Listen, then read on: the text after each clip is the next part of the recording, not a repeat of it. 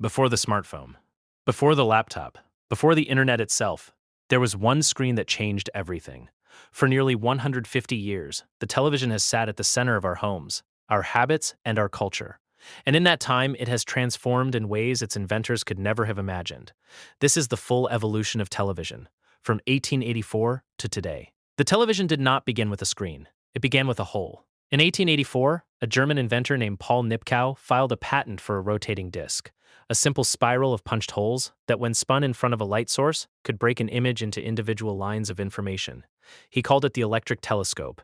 Nipkow never built a working model, but the idea he put on paper would become the mechanical foundation for everything that followed. For the next 3 decades, the race to transmit a moving image remained mostly theoretical, confined to laboratories, patent offices, and the imaginations of engineers who believed it was possible. By the 1920s, that theory became reality. In 1926, Scottish inventor John Logie Baird gave the first public demonstration of a working television system. The image was small, flickering, and barely recognizable, but it moved. And that was enough to change the world. Early mechanical televisions were striking objects. Tall wooden cabinets housing spinning discs, lenses, and motor assemblies. The display itself was no larger than a postcard, a faint orange glow in the corner of an enormous piece of furniture. Video quality was a significant limitation. With as few as 30 lines of resolution, facial features were almost impossible to make out. Broadcasters had to wear heavily exaggerated makeup just to register on camera. At the same time, researchers in the United States, particularly Philo Farnsworth and Vladimir Zworykin, were developing something different, a television with no moving parts at all, the electronic television. By the end of the decade, 2 competing systems existed, and only one would survive. The 1930s were a decade of rapid refinement. Early broadcasts began in Britain and the United States. Resolution climbed steadily, from around 100 lines at the start of the decade to 405 by the mid-1930s. That may sound modest, but the leap in image clarity was dramatic. The mechanical television faded quickly. Electronic systems proved sharper, faster, and far more practical to broadcast. By 1936, the BBC was transmitting regular programming using fully electronic cameras. Televisions were still luxury objects, owned by very few, viewed by many. Department stores would set up demonstration units and draw crowds of onlookers who had never seen anything like it. The World's Fair of 1939 in New York brought television to the American public on a massive scale. RCA broadcast live from the fairgrounds. President Roosevelt appeared on screen. For millions of people, it was the first television they had ever seen. The Second World War pressed pause on television's growth.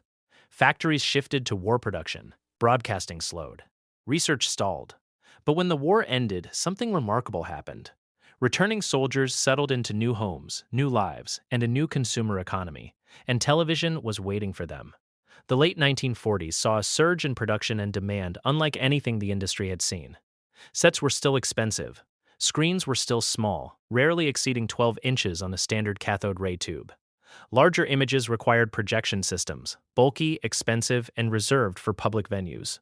The NTSC standard established 480 lines of resolution as the broadcast baseline. Audio quality improved.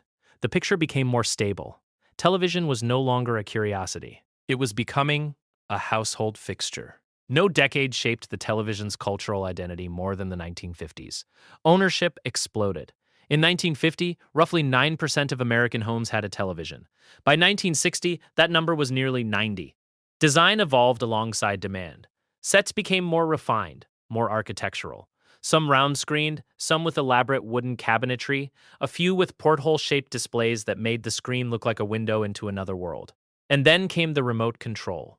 In 1950, Zenith introduced the Lazy Bones, a wired controller that could change channels and adjust volume from across the room. The cord was a problem. People kept tripping over it. 5 years later, Zenith released the Flashmatic, the first wireless remote. It worked by pointing a beam of light at photosensors in the corners of the television. It was, in essence, a flashlight, and any other light source in the room could accidentally change the channel. The solution arrived in 1956, an ultrasonic remote that emitted a sound beyond the range of human hearing. It worked precisely. Unless your dog heard it first. Color television was also introduced during this decade, though cost kept it out of most homes. It was the promise of the next era. Color television arrived properly in the 1960s. Prices fell. Broadcasters transitioned. The image quality improved to the point where black and white suddenly felt like the past. The 1969 moon landing was watched by an estimated 600 million people worldwide. And for the first time, many of them saw it in color. Throughout the 1970s, television design diversified wildly. Futuristic sets with curved cabinets, compact portable televisions, combination units that paired a TV with a radio, a clock, even a cassette deck. The television had become something designers wanted to experiment with, not just engineers. By the 1980s, the television as furniture era was ending. Heavy wooden cabinets gave way to plastic enclosures. Screens grew larger. Minimalism replaced ornamentation. The first LCD televisions appeared. Tiny, low resolution, and portable. Battery-powered curiosities, but they pointed clearly toward a future where the screen would no longer need the tube. Sony's Trinitron technology set the standard for color accuracy and picture quality throughout the decade. When Sony's patent expired, every major manufacturer adopted similar technology, and picture quality across the industry improved almost overnight. The 1990s brought combination sets, TVs with built-in VCRs, FM radios, DVD players. The television was absorbing everything around it, and at the very end of the decade, a preview of what was coming appeared. A flat, high-definition television priced at close to $19,000. Nobody could afford it, but everyone wanted to know what came next. The 2000s were a decade of transition. CRT televisions remained in millions of homes, inexpensive, reliable, still capable of receiving HD broadcasts through a converter box. But the writing was on the wall. Plasma screens offered vivid color in deep blacks, but ran hot and were expensive to produce. LCD technology closed the gap steadily. Then LED backlighting arrived, thinner, brighter, more efficient, and changed the calculus entirely. By the mid-2000s, televisions were beginning to connect to the internet. Content from computers could appear on the screen. Early smart features emerged. The television was no longer just a receiver. It was becoming a platform. The 2010s introduced technologies that would have seemed impossible a decade earlier. 4K resolution arrived, 4 times the pixel density of HD. On a large enough screen, the difference was immediate. Curved televisions became the premium statement piece for a few years. Marketed as more immersive, better at reducing glare. In practice, the effect was subtle. More useful on a monitor than a television. The trend faded quickly. What did not fade was the drive toward thinness. LG introduced a television so thin it could be mounted flush against a wall like a framed piece of art, less than 3 millimeters thick in places. It was called the wallpaper TV, and it looked less like an appliance and more like a design object. Ambient mode arrived, a feature that let the screen display art or match the wall behind it when not in active use. The goal was simple: make the black rectangle disappear when you weren't watching. The central question driving television design today is no longer about picture quality. It's about presence. How do you make a screen that disappears when you don't need it? LG's rollable television answers that question literally. The display rises from a housing unit when activated and retracts completely when turned off. It scales to the size of the content. No black bars. No dormant screen dominating the room. Transparent displays have entered both commercial and residential spaces. When off, the panel is effectively invisible, clear glass. When on, images appear to float in mid-air. Micro-LED technology has changed what's possible at the high end. Individual LEDs, microscopic in scale, replace traditional backlighting entirely. The result is perfect blacks, extreme brightness, and screens that can be configured in almost any shape or size.